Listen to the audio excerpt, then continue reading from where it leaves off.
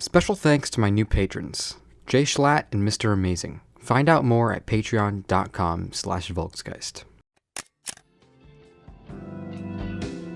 Alienation, greed, war. The never-ending cycle of life and death. A slow descent into stress-induced insanity. These are the themes present in Pink Floyd's monumentally influential album, The Dark Side of the Moon. The album remained on the Billboard charts for almost 750 weeks, bringing wealth and fame to all four members of the band. To date, Dark Side has sold an estimated 45 million copies, the third most of any album ever made. The record's iconic cover, designed by Storm Thorgerson, has been printed onto t-shirts, phone cases, posters, mugs, and it remains a popular tattoo design to this day. Indeed, I think we can say that Dark Side of the Moon's popularity is wholly unique in both lifespan and scope. Discovering the album has become a rite of passage for teens and young adults the world over, many of which claim their lives were changed forever after hearing it for the first time. But what caused Dark Side of the Moon's popularity to last so long? In the first part of this two-part series, I discussed the ways in which it influenced the trajectory of popular music by using sound effects, synthesizers, and a unique album structure. This certainly helped, but there were many bands that were innovating in the same vein as Pink Floyd during the early 70s and even the late 60s. The real cause of Dark Side's enduring popularity is its universally relatable picture of the human experience as it stands in a post-industrial society. The three-sector theory is an economic theory that divides economies into three categories of activity: extraction of raw materials, or primary, manufacturing, or secondary, and services, tertiary. The theory proposes that over the course of an economy's development, its workforce will shift from being primarily placed in first sector, hard labor such as building or mining, towards third sector, production of information and services. In the early 70s when Dark Side was written, the second sector, manufacturing, was on its way out in the US and England. The third sector was growing rapidly. If you don't see how this is related to Pink Floyd yet, just hold on. Many of the themes and motifs within Dark Side of the Moon are influenced by the pressures of a changing world. People coming of age in the early 70s were facing an uncertain future.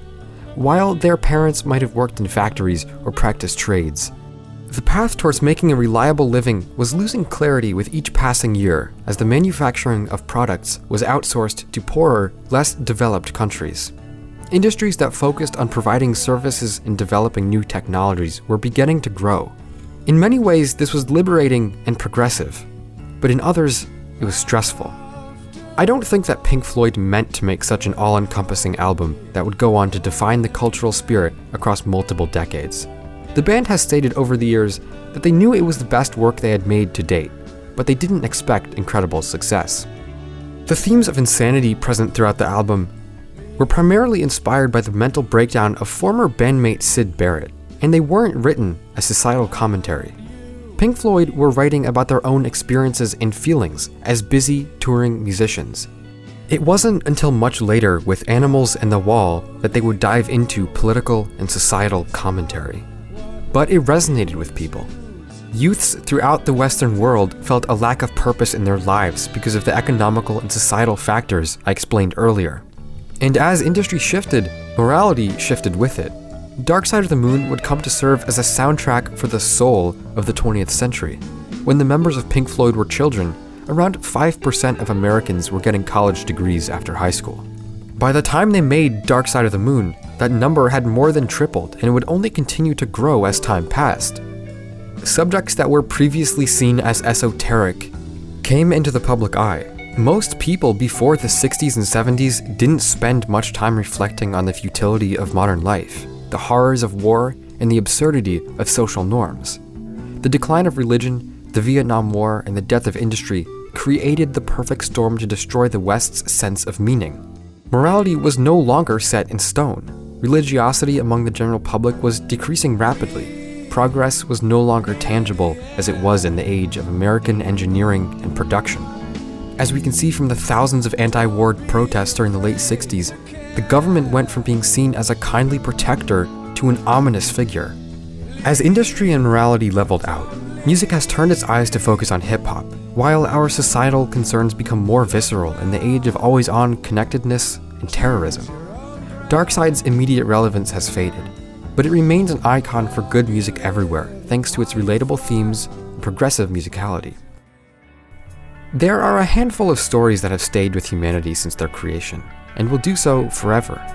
The medieval tale of King Arthur reflects the values of its time, emphasizing family loyalty and the duty of a leader to be just towards his people. At the time of Arthur's invention in the mid-1100s by Geoffrey of Monmouth, these were important societal values. We no longer relate to the tale for the same reasons it was popular to begin with, but there's a palpable timelessness from the story in the way it depicts nobility and the human desire for virtue. King Arthur isn't the only story entered into the eternal canon of human stories, in the same way Dark Side of the Moon undoubtedly will be. The Homeric tales of the Odyssey and the Iliad are over 3,000 years old, but their depiction of perseverance and respect will never die.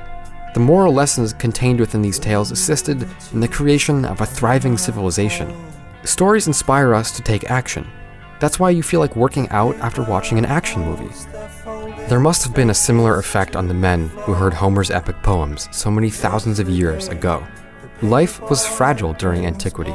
The threat of invasion was always present. Heroic stories passed from generation to generation helped build a strong social framework and in turn, a stronger empire. It would be safe to say, I think, that the Homeric epics and the legend of King Arthur's court have a lot in common in Dark Side of the Moon, in respect to the way they strengthened their respective cultures and encouraged thought and progress. The Dark Side of the Moon was made in a world that was uncertain of its path towards the future.